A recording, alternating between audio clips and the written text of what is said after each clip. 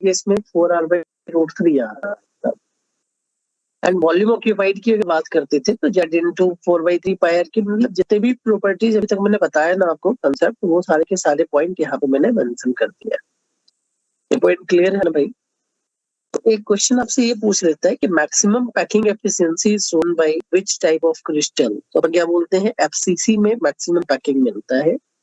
यही जब अपन 3D crystal अभी पढ़ेंगे ना तो एफसीसी को ही अपन एचसीपी पे बोल देते हैं, हेक्सागोनल क्लोज पैकिंग। मेरा वॉइस क्लियर है ना भाई? हेलो अरिजीत, मेरा वॉइस क्लियर है? एक बार कंफर्म करना। क्लियर है, प्रॉब्लम होगा तो बोलेंगे। ठीक ठीक। देन जो नेक्स्ट पॉइंट है ना, ये अपन डिफाइन करते हैं डेंसिटी, है ना? तो डेंसिटी ऑफ यूनिट्स है। अब डेंसिटी का मतलब क्या होता है भाई? Mass by volume. तो मास किसका लेके चलेंगे? यूनिट सेल का। वॉल्यूम भी किसके लेके चलेंगे? अपन यूनिट सेल की बात करेंगे। तो अगर मास ऑफ यूनिट सेल अपन कैलकुलेट करते हैं तो मास का फंडा अपन कैसे निकालेंगे? Number of atoms per unit cell into mass of one atom, है ना, to the power a cube. और number of atoms per unit cell को अपन ने जेड से डिनोट किया।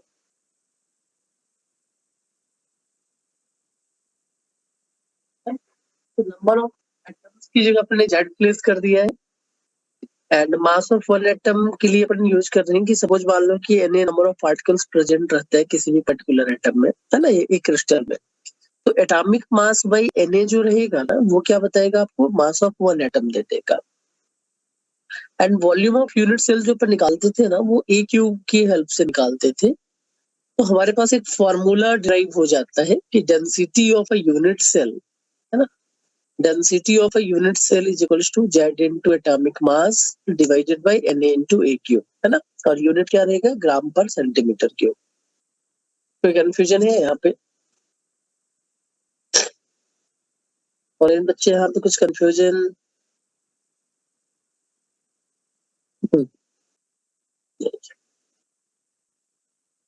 अब इसके बेसिस पे ना कुछ एक क्वेश्चन में यहाँ पे आपसे करवा रहा हूँ, है ना। सपोज मान लो कि कहीं पे ऐसा क्वेश्चन दे दे कि a diatomic molecule X2 has a body centered cubic structure with the edge length, है ना, या edge 300 picometer. The density of molecule is 6.17 gram per centimeter cube. The number of molecules presenting 200 gram of X2 is. एक बार try करिएगा इस question को, क्या आएगा answer?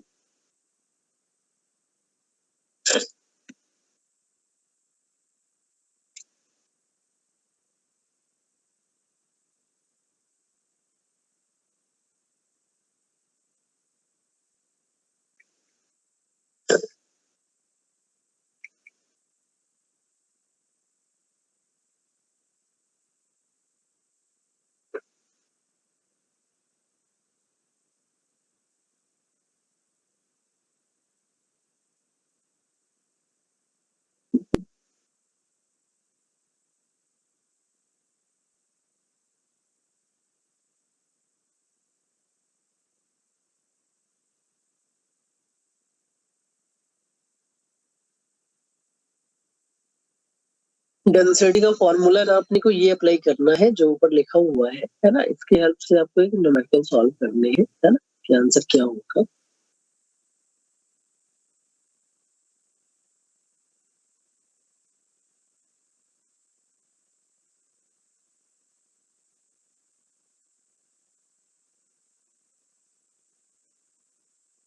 देखिए क्वेश्चन में क्या क्या डेटा गिवन है, उस डेटा का यूज करिए और फिर आपको आंसर बताना है क्या हो जाएगा आंसर।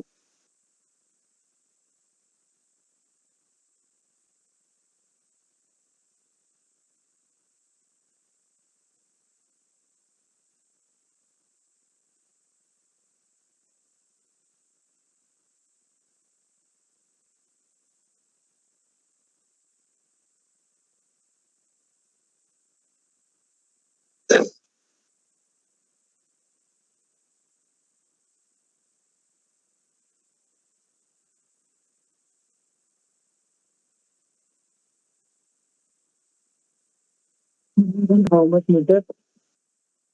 क्या क्या? 1 पिकोमीटर को मीटर में कन्वर्ट कर दीजिए। हाँ पिको 10 मतलब 8 था। हाँ -12 होता है मीटर। 10⁻², ठीक है। करिए, ट्राई करिए।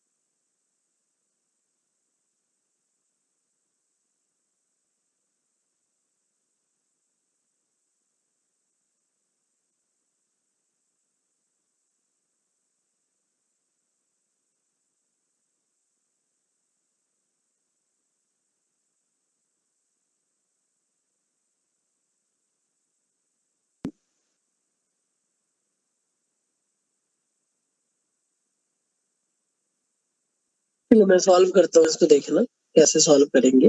तो डेंसिटी का जो फॉर्मूला था ना, जेड इनटू एटॉमिक मास। डेंसिटी गिवन है क्वेश्चन में, मैं डायरेक्ट लिख रहा हूँ वैल्यू, देखना। डेंसिटी क्या गिवन है, 6.17 ग्राम पर सेंटीमीटर क्यूब। और बीसीसी है, डेट मीन्स जेड का वैल्यू 2 होगा। एटॉमिक मास अपने को पता नहीं है, यही कैलकुलेट करना है अपने को, है ना। एंड एन का वैल्यू अपने को पता है, मैं डायरेक्ट यूज कर लेता हूँ 6 × 10⁻23। और ए क्यूब ये अगर सेंटीमीटर में है और ये पिकोमीटर में है ना। तो पिकोमीटर को ना मैं मीटर में कन्वर्ट कर रहा हूँ, तो 10⁻⁻12 हो गया, है ना। दैट मींस बचा होगा 10⁻⁻10 मीटर, है ना। 3 × 10⁻⁻10 मीटर, और उसको सेंटीमीटर में कन्वर्ट करना है। क्या बनेगा भाई, 3 × 10⁻⁻8 सेंटीमीटर इसका क्यूब करना है, ठीक है। तो सेंटीमीटर वाले टर्म से सेंटीमीटर वाला टर्म कैंसिल आउट हो जाएगा, है ना। यूनिट को अपन ने कन्वर्ट कर दिया है। तो यहाँ से अगर हम मास का वैल्यू निकालेंगे ना, एटॉमिक मास, देखिए एटॉमिक मास का वैल्यू क्या आ रहा है अपने पास। एटॉमिक मास इज 5 × 10⁻⁵ क्या आ रहा है, 5 × 10⁻⁵ ये 10⁻30 यूज कर लिया आप, क्या ये 24 यूज किए हो। सेंटीमीटर में लेना, आप शायद मीटर में रख लिए हो। हेलो, हाँ सर, हाँ सर। इसलिए गलत आ रहा है, ठीक है, ठीक है ना भाई। अब अगर हम यहाँ से कैलकुलेट करेंगे तो हाँ ये सर। माइनस का 24 और प्लस का 24, 10⁻⁻1 बचा होगा। 10 ऊपर चला गया होगा, है ना। तो 20/18 है, और इधर 6.17 था। तो एटॉमिक मास का वैल्यू क्या आया होगा, 6.17 × 6 × 3। यहाँ पे बचा होगा 10⁻⁻1 डिवाइडेड बाई 2, है ना। तो हम इसको ऐसे लिख देते हैं, 6.17 × 2 3 × 6 का आंसर आउट कर दे रहा हूँ, 9/10। कुछ ही ना। हेलो, अब इसको अगर आप कैलकुलेट करेंगे ना, तो वैल्यू क्या आ रहा है एक बार देख लीजिए।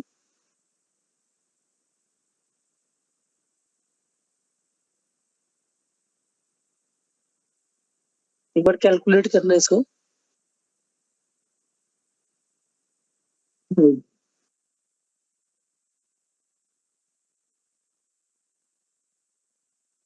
अच्छा, एक मिस्टेक अपन ने किया है कहीं पे। वो क्या मिस्टेक किया, 3 का क्यूब था ना, तो 3 का क्यूब अपन ने कंसीडर नहीं किया। 3 का क्यूब क्या होगा, 27, ठीक है। आप लोगों ने भी इसको नहीं देखा, तो ये आ जाएगा 81, तो ये आएगा 6.17 into 8.1, that will be near by अगर कैलकुलेट करेंगे ना तो ये 50 आ रहा है ना, 50 ग्राम पर मोल। अब आपसे क्वेश्चन में ये पूछा था the number of molecules present in 200 gram of H2S, तो नंबर ऑफ मॉलिक्यूल्स के लिए फॉर्मूला क्या लगाएंगे, वही मोल कंसेप्ट का, है ना। नंबर ऑफ मॉलिक्यूल्स कैसे निकालते थे, मोल इनटू Na, अमाउंट कितना गिवन है 200 ग्राम, मॉलिक्यूलर वेट कितना है 50 इनटू Na करना पड़ेगा, तो आंसर विल बी 4Na। ये क्लियर है भाई, यहाँ पे कोई कंफ्यूजन है क्या? और इन बच्चे ये क्लियर है ना? सर क्लियर है, इजी तो था। इजी था। चलिए नेक्स्ट एक बार फिर से ट्राई करिए, है ना। 2 क्वेश्चन और है, ये 2 क्वेश्चन और मैंने यहाँ पे करवाया डेंसिटी वाले फंडे से, है ना। देन उसके बाद अपन नेक्स्ट टॉपिक पे मूव कर जाएंगे। ट्राई करना है, ये भी आसान है ना। जस्ट लॉजिक यूनिट कन्वर्जन में गलत मत करना, है ना, बाकी सब सही हो जाएगा।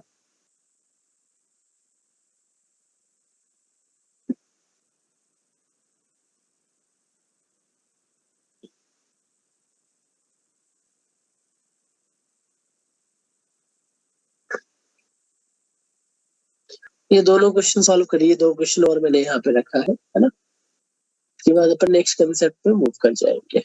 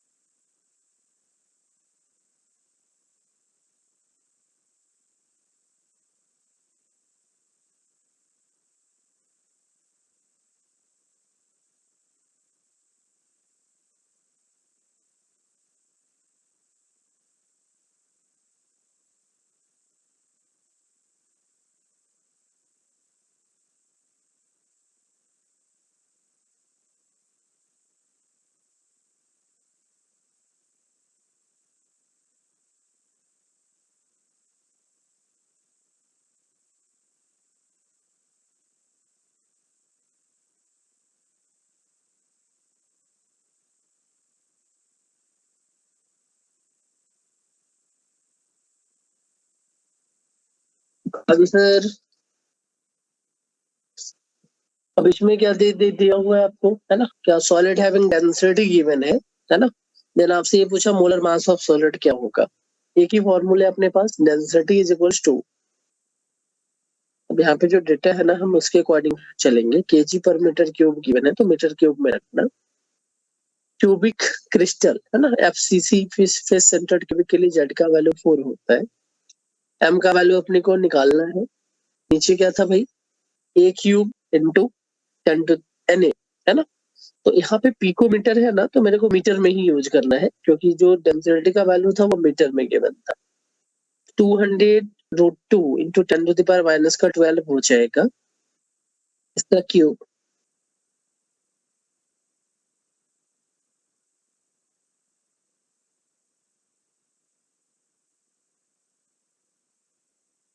और साथ में क्या गिवन है 6 इंटू 10 टू द पावर 23। इसमें कोई कंफ्यूजन है क्या भाई, इसमें किसी का कोई कंफ्यूजन? अब इसको हम कैलकुलेट करते हैं तो m का वैल्यू क्या आ जाएगा मास के फॉर्म पे, है ना, 9 इंटू 10⁻3, ये मैं 2√2 का होल क्यूब लिख देता हूँ, है ना, और साथ में ये 10 का स्क्वायर था तो 10⁻6 लिख दे रहा हूँ, और इंटू में 10⁻⁻ का 36 था, into 6 into 10⁻23 and divided by 4। तो पावर वाले टर्म को एक बार कैंसिल आउट करते हैं तो, है ना,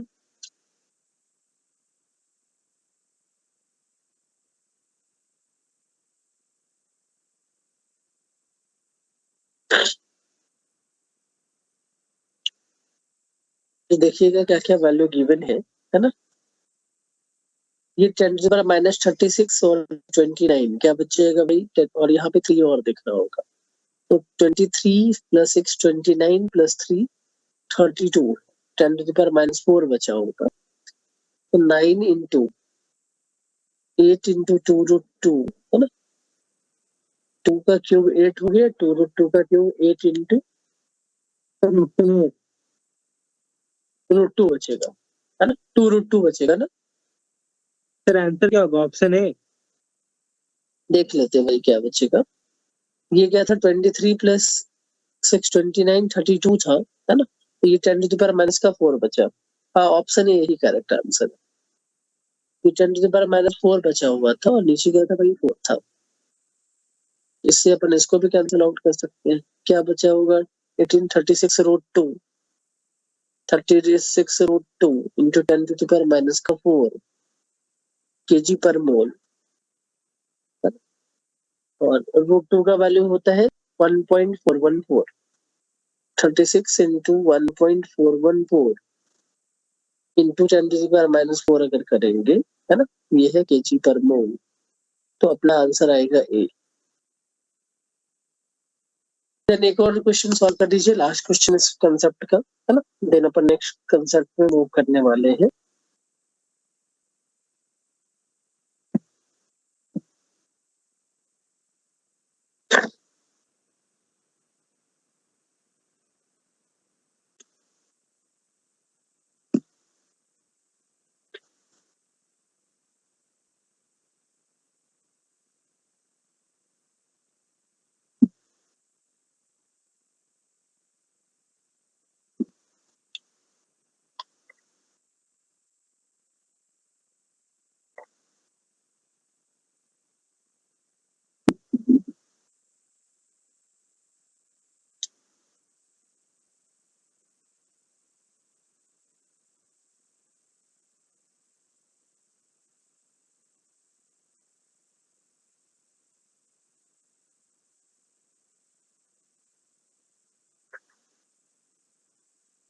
आंसर, अब एफसीसी है जो जेड का वैल्यू 2 होगा, है ना, डायरेक्ट डेंसिटी का फॉर्मूला अप्लाई कर देंगे, तो डेंसिटी इक्वल्स टू क्या आया होगा,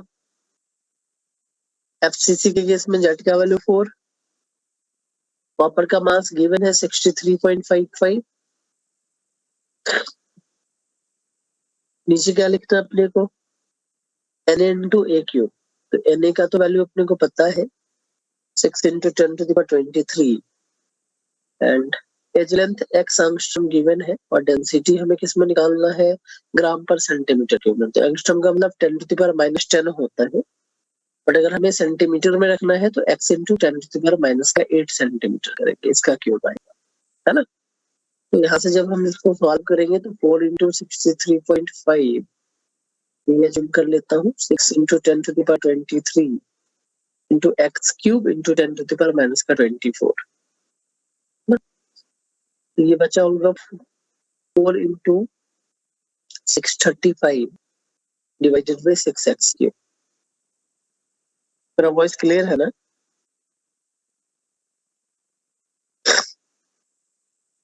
तो यहाँ से आप इसको सॉल्व कर सकते हैं, ये वैल्यू क्या आ जाएगा, 2/3 है, 2 से करोगे तो आ जाएगा 1270, और यहाँ पे 3 था x क्यूब, तो नियर बाई 400 के रेंज में कुछ है, एक ही ऑप्शन दिख रहा है जो 400 के रेंज में है ना, so answer will be D.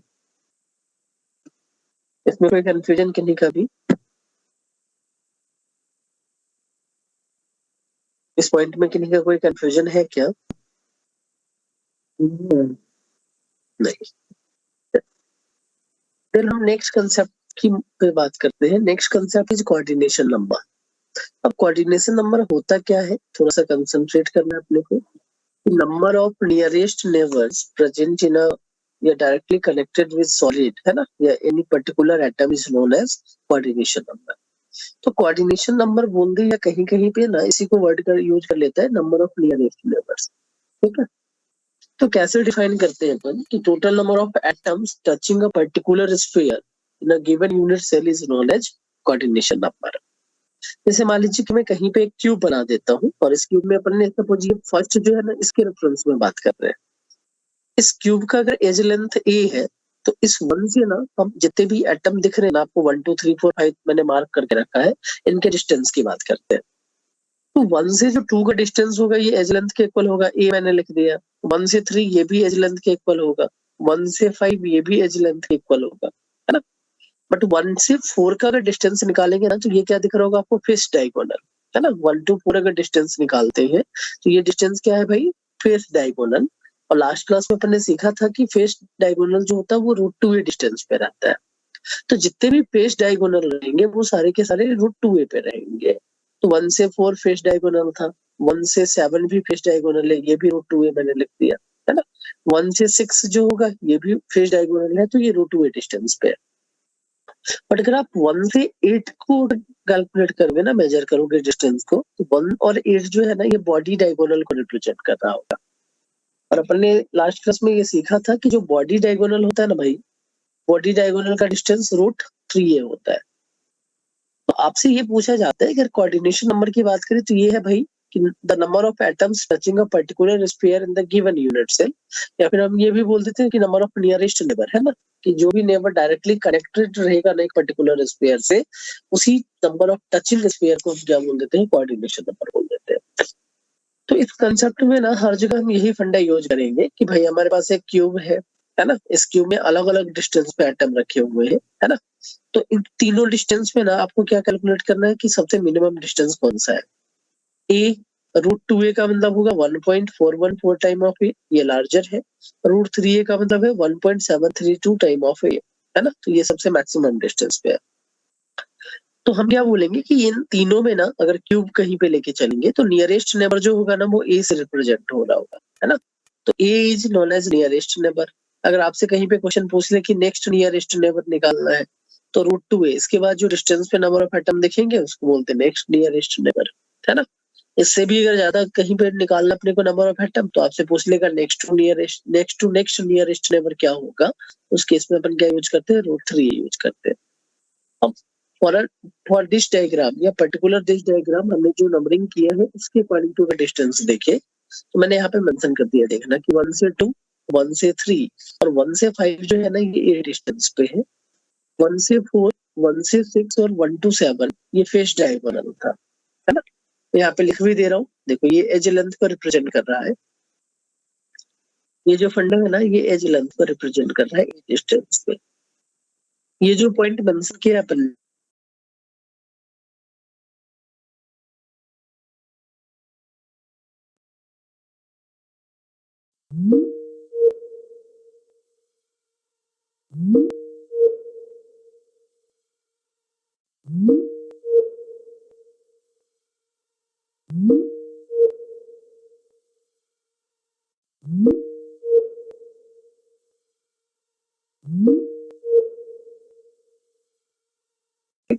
Nearest distance क्या है ना। वालों की सिंपल क्यूबिक लेके चलते हैं, है ना। तो किसी भी क्यूब के एज पे ना मैंने कोई एक एटम रख दिया है, suppose this one is the atom, ये वाला है ना। अब यहाँ से आपको क्या करना है कि डिस्टेंस देखना है क्या होगा। तो एज लेंथ क्या भाई ए है ना। तो मैं देखो जो जो हाईलाइट कर रहा हूँ ना वो नियरेस्ट नेबर रहेगा इसका, है ना। ऐसा ए से ये वाला ए डिस्टेंस है एज लेंथ पे। अगर मैं इसके पीछे भी एक क्यूब रखता तो यहाँ पे ए डिस्टेंस पे ये भी मिलता अपने को। सामने भी एक क्यूब रख दो तो एक यहाँ पे भी मिलेगा, लेफ्ट साइड में जो रखे अपन। एक ऊपर रख दिया तो ये भी नियरेस्ट नेबर है, एक ये भी नियरेस्ट नेबर है, एक ये भी नियरेस्ट नेबर है ना। तो in case of simple cubic जो नियरेस्ट नेबर रहता है वो कितने डिस्टेंस पे रहेगा, ए डिस्टेंस पे रहेगा। कितने डिस्टेंस पे रहेगा, ए डिस्टेंस पे। इसमें कोई कंफ्यूजन है भाई अरिजीत?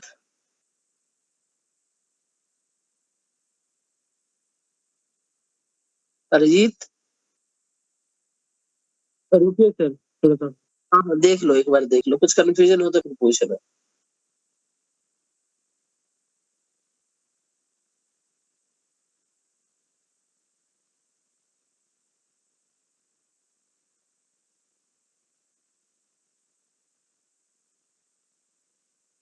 एक बार रिपीट कर दीजिए। देखिए, नियरेस्ट नेबर का मतलब, कोऑर्डिनेशन नंबर का मतलब क्या था, नियरेस्ट नेबर, है ना, कि जो किसी भी एक पर्टिकुलर पॉइंट से ना जो सबसे शॉर्टेस्ट डिस्टेंस पे रहेगा ना, उसी को नियरेस्ट नेबर बोलेंगे। जैसे आप कहीं पे रहते हो, आपका जो घर है ना, पूछा जाए कि आपका नियरेस्ट नेबर कौन सा होगा, तो सपोज मान लीजिए आप यहाँ पे रहते हो, तो आपके इधर वाले घर का भी नियरेस्ट नेबर है, ये भी नियरेस्ट नेबर है, ये भी नियरेस्ट नेबर है, ये भी नियरेस्ट नेबर है ना। घर के ऊपर घर तो बना नहीं सकता भाई, है ना, नहीं तो क्या बोलते हैं, ऊपर जो है वो भी नियरेस्ट नेबर है, जो नीचे रहता है वो भी नियरेस्ट नेबर रहता है ना। तो हम 3D फिगर की बात कर रहे हैं। सपोज अगर मान लो कि आप हवा में बैठे हो, है ना, तो एक आपके नीचे भी बंदा होगा कोई, एक आपके ऊपर भी बंदा होगा, है ना, ऐसे बना सकते हैं।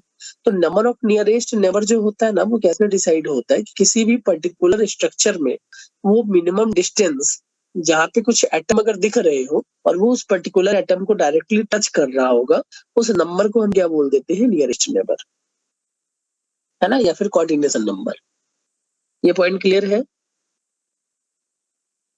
हेलो अरिजीत, अभी कंफ्यूजन है भाई? No sir. अभी समझ में आया ना? ये पॉइंट क्लियर है सबको? हाँ सर क्लियर ये है। Point, okay. अब इसी को मैंने थोड़ा सा ऐसे बना दिया, देखना कि इन सिंपल क्यूबिक लैटिस, है ना, एज लेंथ ए जो होता है ना, वही नियरेस्ट नेबर डिस्टेंस होता है ना। तो हम क्या बोलेंगे, ए का वैल्यू 2r के इक्वल होगा।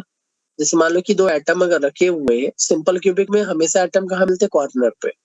तो मैंने कॉर्नर के अकॉर्डिंग टू ही ये अरेंजमेंट ड्रॉ किया है, देखना कि कॉर्नर कॉर्नर पर ही एटम दिखेंगे, तो जो डायरेक्टली एटम टच हो रहे होंगे ना, वो कॉर्नर पे रखे हुए हैं, और इनके सेंटर के मिड का जो डिस्टेंस है वो 2r के इक्वल होने वाला है। तो r का वैल्यू क्या होगा, a/2, है ना। तो ये फंडा ये पूछा जाता है कि अगर मान लो कि कहीं पे सिंपल क्यूबिक रहे ना, नंबर ऑफ नियरेस्ट नेबर पूछा जाए, तो आप क्या बोलोगे, टोटल 6 एटम ऐसे दिखेंगे जो ए डिस्टेंस पे रहेंगे। जैसे मान लीजिए आपने इसको रेफरेंस माना है, मैं फिर से समझा रहा हूँ, देखना। मैं इसके लिए ब्लू कलर यूज कर ले रहा हूँ। जो ब्लू कलर का एटम है ना, हमें इसके रेफरेंस में बात करनी है। तो ये किसी ना किसी क्यूब के एज पे रखा होगा, है ना। अब इससे ए डिस्टेंस पे कितने, कितने कौन कौन से एटम दिख रहे होंगे आपको? एक ये दिख रहा होगा ए डिस्टेंस, मेरा वॉइस क्लियर है ना? एक ये दिख रहा होगा आपको ए डिस्टेंस। कुछ कंफ्यूजन है क्या? एक पीछे की तरफ ए डिस्टेंस, एक सामने की तरफ ए डिस्टेंस, कितने हो गए, 4 हो गए, है ना। एक नीचे की तरफ ए डिस्टेंस, और एक इधर इस डायरेक्शन में ए डिस्टेंस होगा। कोई दिक्कत है? तो मिनिमम डिस्टेंस ए पे ना आपको कितने एटम दिख रहे होंगे, टोटल 6 ही एटम कनेक्ट हो सकते हैं, जिसको मैंने रेड कलर से मार्क करके रखा है। तो ये जो 6 एटम है ना, इसी को क्या बोलेंगे, सिंपल क्यूबिक का कोऑर्डिनेशन नंबर। कोई कंफ्यूजन है? कोई कंफ्यूजन है क्या? तो हम ये बोलेंगे कि डिस्टेंस ए या a/2, अब देखो a/2 अपन ने क्यों लिया है, कि सपोज अगर मान लो कि जहां जहां एटम थे ना, उसके हाफ प्लेस पे एक एक एटम और रख दो, है ना, हाइपोथेटिकल मान के। तो यहाँ पे a/2 पे रखूंगा, तो इधर भी a/2 पे एटम आएंगे, इधर भी a/2 पे एटम आएंगे, मतलब इस क्यूब को अपने दो पार्ट में डिवाइड कर लिया। तो एज लेंथ अगर a है, तो अगर हम डिवाइड करेंगे तो जो नया क्यूब बनेगा उसका एज लेंथ क्या रहेगा, a/2। यहाँ पे भी a/2, यहाँ पे भी a/2, यहाँ पे भी a/2, यहाँ पे भी a/2, यहाँ पे भी a/2, है ना। तो हम क्या बोलेंगे कि जो मिनिमम डिस्टेंस रहता है वो तो अपना a और a/2 के रेफरेंस में ही लेके चलेंगे। इसी को 2 से मल्टीप्लाई कर दो तो a आ जाता है ना, ये हाफ वाले पार्ट पे। अगर कहीं पे सिंपल क्यूबिक ना ये बोल दे कि नेक्स्ट नियरेस्ट नेबर का नंबर कितना होगा, है ना, number of next nearest neighbour. तो नेक्स्ट नियरेस्ट नेबर का मतलब ये होता है जो ए से हायर डिस्टेंस पे रहे, है ना। तो ए से जो हायर डिस्टेंस था ना वो अपन ने फेस डायगोनल की बात की थी रूट 2a पे, ठीक है। अब रूट 2a डिस्टेंस पे अगर इसी डायग्राम में अगर हम फोकस करें, देखना है समझिएगा, इसी डायग्राम में अगर हम रूट 2a डिस्टेंस पे फोकस करें कि कितने एटम रह सकते हैं, है ना, रूट 2a डिस्टेंस, तो इसके अकॉर्डिंग टू मेरे को डायगोनल लेना पड़ेगा, है ना, इसके अकॉर्डिंग टू मेरे को डायगोनल लेना पड़ेगा। और टोटल आपने यहाँ पे कितने क्यूब बना के रखे हैं, 8 क्यूब बना के रखे हैं, है ना। तो हम क्या बोलेंगे भाई, एक क्यूब में ना, ऐसे समझ लीजिएगा टोटल 6 एटम थे। मेरा वॉइस क्लियर है ना, मेरा वॉइस क्लियर है ना भाई, मेरा वॉइस क्लियर है, ओके। तो इस पॉइंट से ना एक क्यूब के लिए हम दो फेस डायगोनल की बात करेंगे। फेस डायगोनल का मतलब क्या था कि दो कॉर्नर पॉइंट और एक फेस का पॉइंट जो है ना वो आपस में इंटरेक्ट होता रहे। तो इस वाले में हम क्या बोलेंगे भाई, ये फेस डायगोनल है। इधर जो देखना, मैं हाइपोथेटिकल एक लाइन ड्रॉ कर दे रहा हूँ। एक ये एक ऊपर वाला जो फेस है इसके साथ भी फेस डायगोनल बनाएगा, एक इधर वाला जो फेस रहेगा इसके साथ भी फेस डायगोनल बनेगा, है ना। एक इधर वाला जो फेस है इसके रेफरेंस में इसका जो पार्ट होगा उसके साथ भी ये फेस डायगोनल बना रहा होगा, है ना। तो नेक्स्ट नियरेस्ट नेबर जो होता है ना वो टोटल नंबर अगर देखेंगे तो वो 12 आएगा, है ना। तो number of next nearest neighbour is 12। इनका जो डिस्टेंस होगा हम रूट 2a बोलेंगे, या रूट 2a को 2 से डिवाइड कर दो तो आ जाएगा a बाई रूट 2। कोई कंफ्यूजन यहाँ पे, यहाँ पे कोई कंफ्यूजन है क्या? अगर कंफ्यूजन है तो मैं एक और डायग्राम से आपको एक्सप्लेन करता हूँ इस पॉइंट को। कंफ्यूजन नहीं है। हाँ, एक और डायग्राम से मैं एक्सप्लेन करता हूँ तब थोड़ा सा और अच्छे से समझ में आएगा, सही। जैसे ये क्यूब है अपना,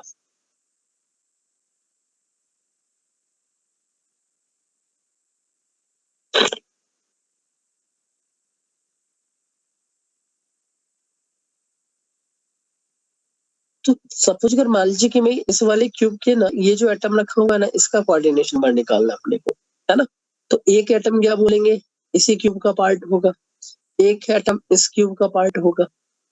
अब इसी लाइन को हम आगे अगर एक्सटेंड कर दे, ये वाला जो लाइन है ना जो इस क्यूब का पार्ट था, इसको अगर हम आगे लाइन को एक्सटेंड कर दे तो यहाँ पे भी ये डिस्टेंस पे एक क्यूब दिखेगा। सेम अगर हम इस लाइन के अलोंग एक लाइन और खींच दे, है ना, तो यहाँ पे भी हमें एक क्यूब दिखने वाला, और एक इस लाइन के अलोंग भी ऊपर अगर खींच दे तो हम क्या बोलेंगे, यहाँ पे भी एक क्यूब दिखने वाला। तो इनिशियली जो अपने कोऑर्डिनेशन नंबर बोला है, नियरेस्ट डिस्टेंस या जिसको कोऑर्डिनेशन नंबर आपने बोला था उसका वैल्यू 6 होता है। वो 6 ऐसे दिखते हैं जो कि मैंने आपको एक 3D फिगर में बना के समझाया लास्ट पेज में। कोई कंफ्यूजन है यहाँ पे? भाई यहाँ पे कोई कंफ्यूजन इस डायग्राम में? अब इसका अगर हम फेस डायगोनल निकालते हैं, देखिएगा फेस डायगोनल कैसे निकालेंगे। तो भाई ये क्या करेगा, ऊपर वाले से भी एक फेस डायगोनल बना रहा होगा, एक सामने वाले से फेस डायगोनल बना रहा होगा, और एक जो पीछे वाला है उसके साथ भी फेस डायगोनल बना रहा होगा। क्लियर है? तो एक जगह पे ना हम क्या बोलेंगे, 3-3 फेस डायगोनल आपको दिख रहे होंगे। एक इधर पीछे वाले के फेस के साथ जहां पे ये रखा हुआ है, एक सामने वाले के साथ जहां पे ये रखा हुआ है, और एक ऊपर वाले के साथ जिसके साथ ये कनेक्टेड है।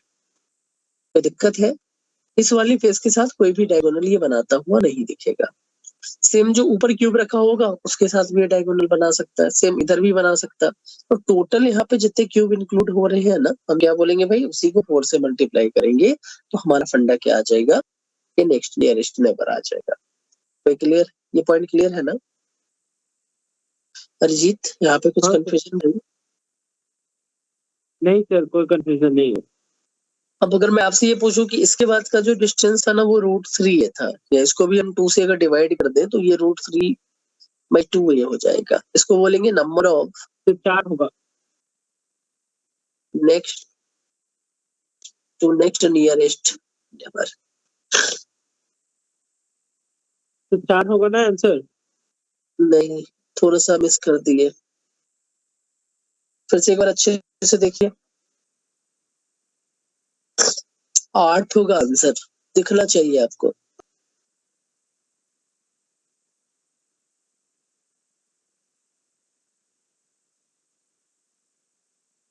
नहीं होगा। सर एक साइड का किए, लोअर केस का किए थे, ऊपर केस का नहीं किए थे। तो ऊपर केस का मिस कर दिए ना। आ गया 8। हाँ सर, हाँ सर आ रहा है 8। 8 हाँ जी। कोई कंफ्यूजन है यहाँ पे किन्हीं का भी?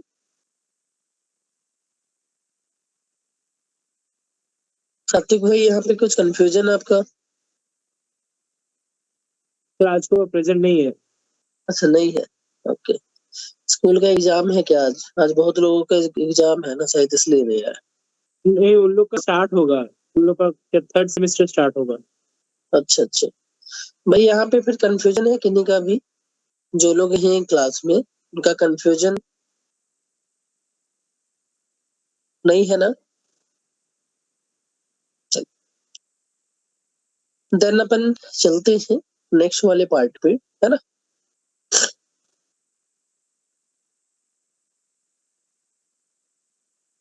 नेक्स्ट वन इज, ये सिंपल क्यूबिक मैंने बताया आपको। सेकेंड अपन डिस्कस करेंगे बॉडी सेंटर्ड क्यूबिक का, है ना, बीसीसी का। तो इन केस ऑफ बीसीसी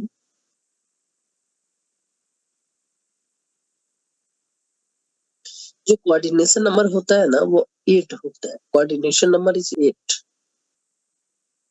कैसे पता चला अभी देखते हैं भाई, बना के ड्रॉ करके। कोऑर्डिनेशन नंबर इज 8, है ना।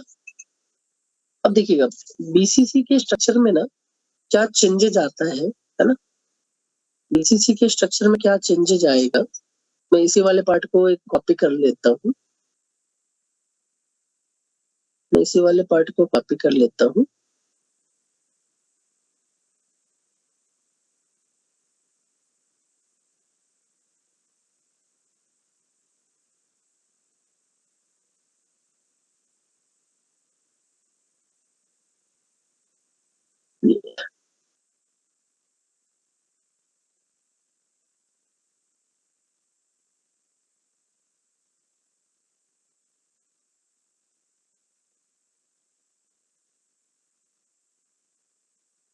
ठीक है, तो इसमें क्या होगा ना, क्या चेंजेज आया बॉडी सेंटर्ड क्यूबिक में कि एक एटम जो और है ना वो बॉडी पे आ गए होंगे, है ना, और कुछ चेंजेस देखने को नहीं मिला होगा आपको। तो सपोज अगर मान लो कि मैं फिर से इसी पॉइंट को रेफरेंस लेके चलता हूँ, किसी को भी एक को रेफरेंस मान लेता हूँ। सपोज अगर मान लीजिए आपने इसको रेफरेंस ले लिया, या इसी को ले लेते हैं जैसा आपने किया था। ठीक है भाई, कोई दिक्कत है क्या? मेरा वॉइस क्लियर है ना? क्लियर है। मेरा वॉइस, तो मेरे को फिर से लिखना पड़ेगा इसे। अच्छा मैं फिर से उसी डायग्राम को कॉपी करता हूँ, देखना 1 मिनट के लिए वेट करिएगा। पूरे डायग्राम को कॉपी कर लेता हूँ। कॉपी।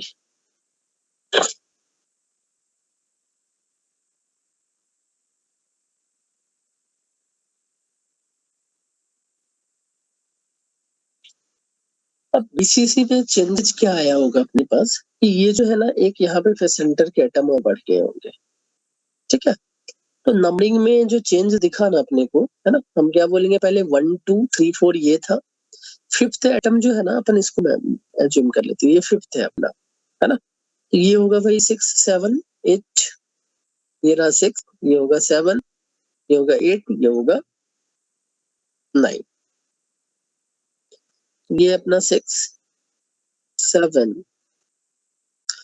ये रहा 8 और ये रहा 9। अब हम अगर हमें 1 के रेफरेंस में डिस्टेंस निकालना है ना, तो 1 से 5 का अगर डिस्टेंस बोलूं ना मैं, है ना, तो 1 to 9 is a body diagonal. देखिएगा थोड़ा सा मैथमेटिकल अप्रोच लेके यहाँ पे चलना है ना। वही मैं डायरेक्ट लिखा रहा हूँ, इसलिए मैंने बॉडी डायगोनल आपको लास्ट क्लास में एक्सप्लेन किया था। अगर यहाँ पे आप डिस्टेंस निकालोगे तो ए डिस्टेंस पे कौन कौन से एटम है आप लोग को बताने हैं। ए डिस्टेंस पे आपको क्या क्या एटम दिख रहा होगा यहाँ पे, तो ए डिस्टेंस पे आपको दिखा होगा 3 है ना, देन 2 है, और एक ऊपर के एटम 6 दिख रहे होंगे। मेरा वॉइस क्लियर है ना? अगर मैं फेस डायगोनल रूट 2 डिस्टेंस की बात करूं 1 के रेफरेंस में, जो भी निकाल रहे हैं ना अपन 1 के रेफरेंस में निकाल रहे हैं, तो 4 जो है वो रूट 2 डिस्टेंस पे है, 8 जो है वो रूट 2 डिस्टेंस पे है ना, जो 7 होगा वो भी रूट 2 डिस्टेंस पे। और 1 से 9 की अगर बात करें ना, तो ये बॉडी डायगोनल पे था।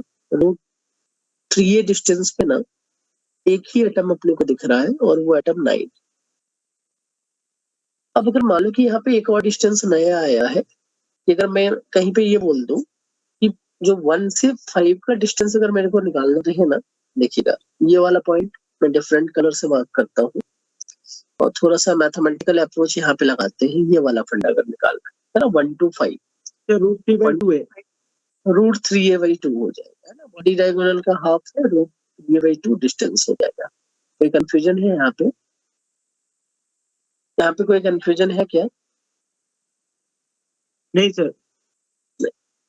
तो मैं अगर यहाँ पे आपसे ये पूछ लूं कि इन केस ऑफ बीसीसी, है ना, कोऑर्डिनेशन नंबर या नियरेस्ट नेबर जो होता है ना, कोऑर्डिनेशन नंबर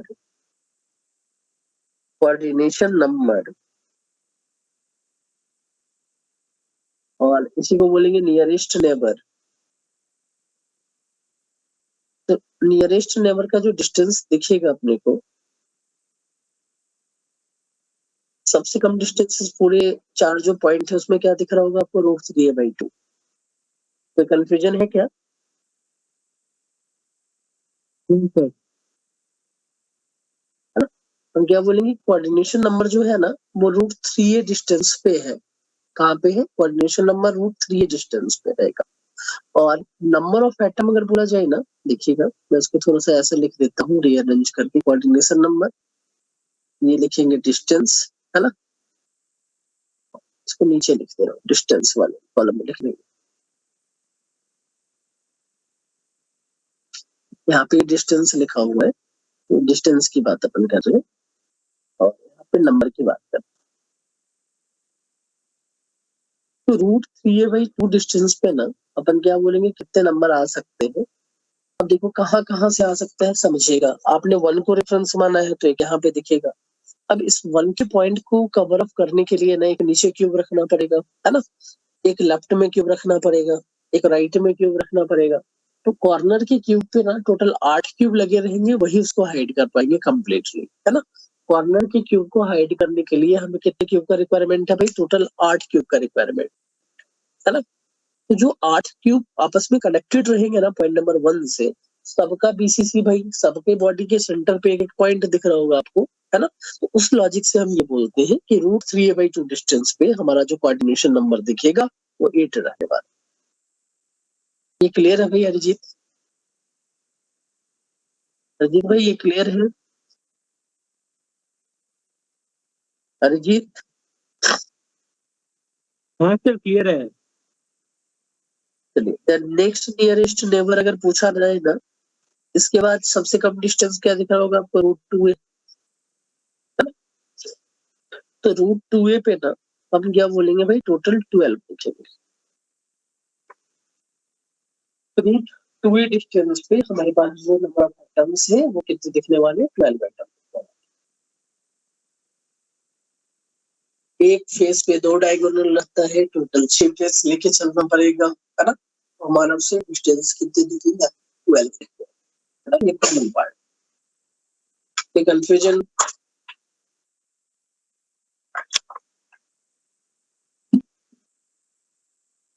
इस पॉइंट में कोई कंफ्यूजन है क्या?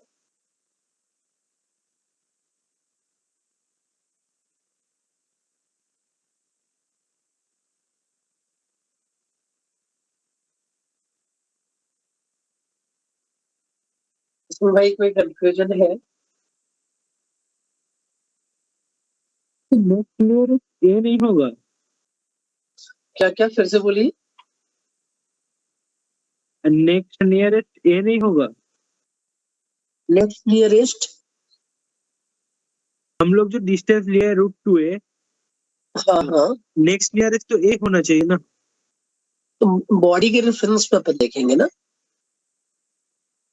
हेलो, हम बीसीसी बोल रहे हैं तो बीसीसी में ना टच भी होना चाहिए, जो अच्छा सेंट्रल समझ एटम गया है समझ गया समझ उसके गया। साथ टच भी करवाना है अपने को।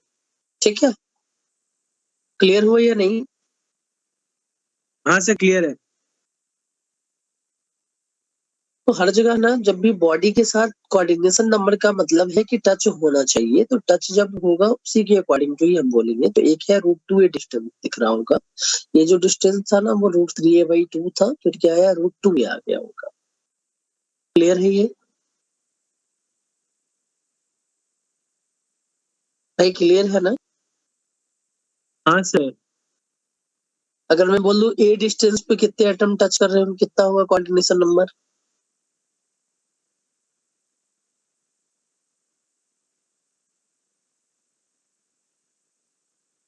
a ए डिस्टेंस में डिस्टेंस नहीं पे कर रहा। a डिस्टेंस अगर मैं बोल दूं आपसे कि a डिस्टेंस पे कितने एटम टच कर रहे होंगे, है ना? तो हमें क्या करना है ना, कहीं से भी पॉइंट मेजर करके करना पड़ेगा ऑलवेज, है ना? तो एक इसके रेफरेंस में 3 है, सामने वाले भी 3 होंगे, मैक्सिमम 6 हो सकते हैं। मेरा वॉइस क्लियर है? हेलो अरिजीत भाई, इसमें कुछ कंफ्यूजन है आपका? अरिजीत ए वाला फिर से बोल दीजिए, लास्ट में जो बोले। अगर मान लो कि मैं a डिस्टेंस पे पूछूं कि कितने एटम आपस में टच कर रहे होंगे, कोऑर्डिनेशन नंबर क्या होना चाहिए, तो हमें कोई ऐसा पॉइंट लेना है जहां पे a टच होता हुआ दिखना चाहिए, है ना? तो ए पॉइंट पे टच कराने के लिए पॉसिबिलिटी क्या होनी चाहिए अपने पास, है ना? सबसे मिनिमम डिस्टेंस तो √3a/2 ही था। ये समझ में आ रहा है ना? हेलो हाँ सर, समझ में आ रहा है। और देन फिर अगर √2a पे आएगा तो √2a पे 12 दिख रहे होंगे आपको। अगर ए डिस्टेंस की बात करते हैं ना, तो ए डिस्टेंस में हमें कितने दिखेंगे? आपस में कंबाइन करते हैं बहुत सारे क्यूब को, तो ए डिस्टेंस कहाँ से दिखेगा अपने को? जब एटम नंबर 5 रहे और सामने वाले का भी एटम नंबर कहीं सेंटर में तो √3a/2 था, हम 1 के रेफरेंस में बोल सकते हैं कि ए डिस्टेंस पे कितने एटम हो सकते हैं ना। 5 के रेफरेंस में ना ए डिस्टेंस पे तो कहीं कुछ एटम दिख नहीं रहा होगा अपने को। ये पॉइंट क्लियर है? हेलो अरिजीत, इसमें कुछ कंफ्यूजन है क्या? एक बार बोलना भाई। कोई कंफ्यूजन नहीं है। तो ये था अपना बॉडी सेंटर्ड क्यूबिक के केस में जो हम वैल्यू निकालते हैं कि नियरेस्ट नेबर का वैल्यू क्या होना चाहिए। सिंपल सा फंडा लगाएंगे, है ना, कि नियरेस्ट नेबर जो होता है ना, पहले बीसीसी के केस में वो हम लेके चलते हैं √3a/2 रहता है। नेक्स्ट नियरेस्ट अगर आपसे कहीं पे पूछ ले तो next nearest will be at distance √2a। ठीक, अब सेम फंडा हम एफसीसी के केस में अप्लाई करेंगे। So for face centred cubic, अब एफसीसी की ज्योमेट्री में क्या दिखेगा अपने को कि जो फेस है ना, फेस पे भी एटम दिखने चाहिए आपको, है ना? हर एक फेस पे एक एक एटम अलग से एक्स्ट्रा आ गया, तो उन एटम को भी हमें डायग्रामेटिकली कहीं ना कहीं एक्सप्लेन करना पड़ेगा भाई, है ना? देखिएगा कितने एटम हो सकते हैं।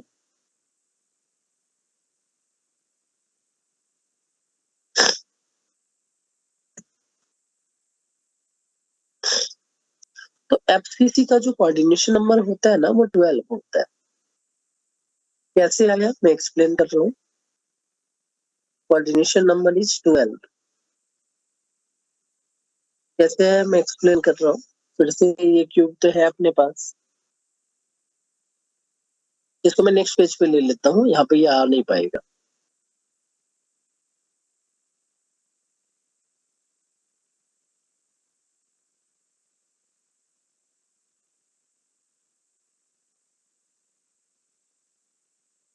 ये कॉपी हो गया, फिर से क्यूब को कॉपी करना पड़ेगा।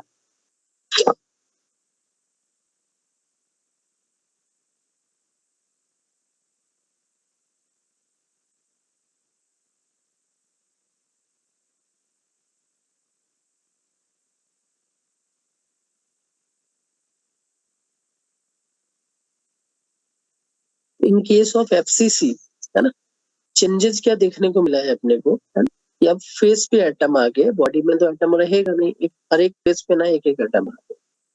अब उसके रेफरेंस में ना हमें ये देखना है कि नियरेस्ट एटम कितने डिस्टेंस पे रह रहा है ना, हम वही वैल्यू कैलकुलेट कर लेते हैं। तो सपोज अगर मान लो कि मैं ये वाला क्वार्टर कहीं कंसीडर कर लेता हूँ और इसके फेस पे भी एक एटम रख दे रहा हूँ, देखना इसके फेस पे एक एटम रख दिया, ठीक है, एक एटम मैंने इसके फेस पे रख दिया,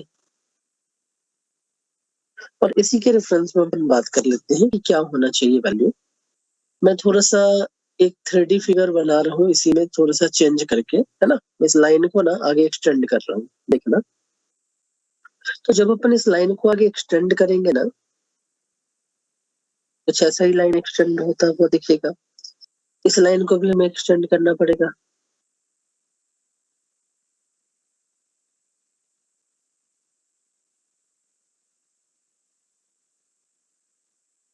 सेम लॉजिक हमें यहाँ पे भी यूज करने हैं, और सेम लॉजिक हमें यहाँ पे भी यूज करना। अब क्या होगा कि जहाँ पे आपने ये पॉइंट मार्क किया होगा ना, इस पॉइंट को हम यहाँ से मैच करा देते हैं नीचे वाले लाइन से, और इसको मैं थोड़ा आगे बढ़ा देता हूँ ताकि ये कॉर्नर थोड़ा अच्छे से दिखना चाहिए अपने को। और ये वाला पॉइंट है ना, इसको भी मैं थोड़ा आगे बढ़ा देता हूँ, और यहाँ से ज्वाइन करना है अपने को इस क्यूब को। तो मैं इस लाइन को यहाँ पे ऐसे कर दे रहा हूँ, ठीक है।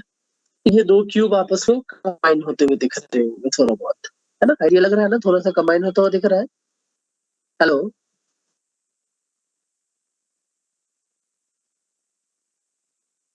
अब देखिएगा, अगर हमें नंबर ऑफ नियरेस्ट एटम निकालने हैं, नियरेस्ट नेबर निकालने हैं, तो नियरेस्ट नेबर के लिए हमें करना क्या पड़ेगा भाई, इस वाले लाइन को ना मैं यहाँ से ज्वाइन करता हूँ, एक ट्रायंगल वगैरह बना के अपन थोड़ा सा निकाल रहे हैं वैल्यू, है ना। ये लाइन से परपेंडिकुलर अपन ने इस पॉइंट पे खींचा, और ये जो लाइन है ना वो इसके परपेंडिकुलर जा रहा है, ये कहीं मिड पॉइंट पे मैच कर रहा होगा, और ये लाइन इसके परपेंडिकुलरली यहाँ पे कहीं मैच कर रहा होगा। मेरा वॉइस क्लियर है? मेरा वॉइस क्लियर है ना भाई? मेरा वॉइस क्लियर है? एक बार कंफर्म करिएगा। अब जैसा आपने इधर बनाया, सेम एटम यहाँ पे भी दिखेंगे आपको 1, है ना। दो एटम ऊपर नीचे रहते हैं, है ना, एक आगे वाले में एक पीछे वाले में फेस पे रहेगा, और एक एटम अपने को इस फेस पे दिखेगा, सेम चलता रहेगा। तो नंबर ऑफ नियरेस्ट एटम अगर मैं इसके रेफरेंस में निकालता हूँ, जो अपन ने इस कॉर्नर पे रखा है,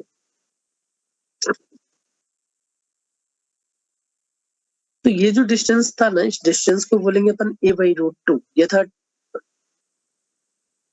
√2a।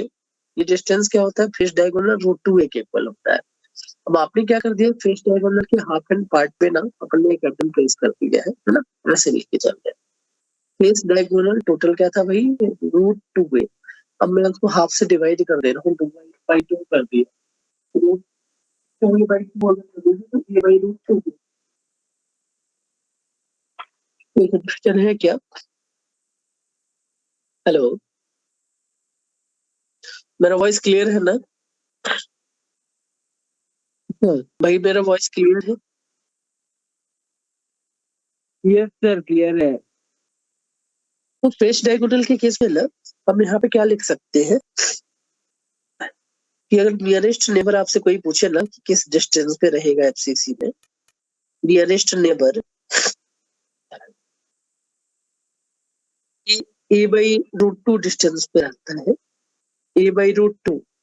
एंड आपसे ये पूछा जाए ना कि नंबर कितने पॉसिबल होंगे, तो नंबर विल बी 12। अगर नेक्स्ट नियरेस्ट नेबर आपसे पूछ ले,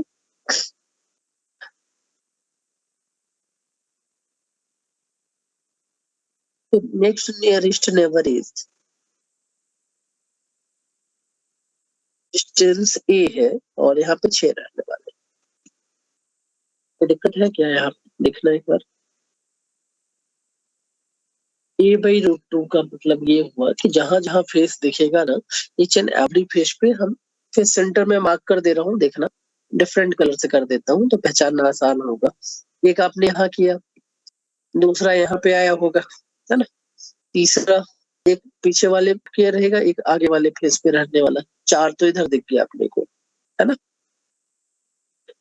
देन एक इधर दिख रहा होगा, 5 6 7 8 8 तो यहाँ पे पॉइंट ही आपको दिख रहे होंगे, है ना, 1 2 3 4 5 6 7 8, है ना, जो हमें दिख रहा होगा। अब जो मिस हो गया पार्ट ना, उनमें भी तो एक एक रहने ही वाला है। जैसे एक यहाँ पे देख लो, ये भी तो क्या होगा, a/√2 इस डिस्टेंस पे ही होने वाला। एक इस फेस पे भी रहने वाले a/√2 पे, एक इस फेस पे भी रहने वाले a/√2 पे। मेरा वॉइस क्लियर है ना? मेरा वॉइस क्लियर है ना भाई? मेरा वॉइस क्लियर है ना? एक बार कंफर्म करना। अरिजीत, इसमें कुछ कंफ्यूजन है भाई? नहीं है कंफ्यूजन सर, क्लियर है सब। तो इन केस ऑफ FCC हमें दो टाइप के डिस्टेंस मिलते हैं। एक a/√2 डिस्टेंस मिला, दूसरा a मिला है ना? अब इसमें a/√2 के 12 आइटम रखे हैं, और in case of a distance हमें जो नियरेस्ट नेबर मिलेगा, वो नियरेस्ट नेबर कितने मिलने वाले हैं? 6 मिलेंगे।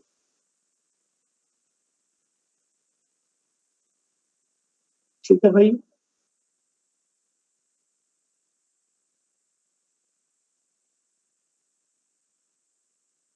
इस पॉइंट में कोई कंफ्यूजन है आप लोगों का? सर नहीं है कंफ्यूजन। तो ये मैंने अपनी नियरेस्ट नेबर का फंडा या कोऑर्डिनेशन बता दिया। ये 3 पॉइंट आपको अच्छे से याद होने चाहिए। डायरेक्ट यहाँ से क्वेश्चन पूछता है कि FCC के केस में ना फेस सेंटर्ड क्यूबिक में कोऑर्डिनेशन नंबर 12 होता है। अगर मैं कहीं पे BCC बोल दूं ना, तो BCC मतलब कोऑर्डिनेशन नंबर का वैल्यू आप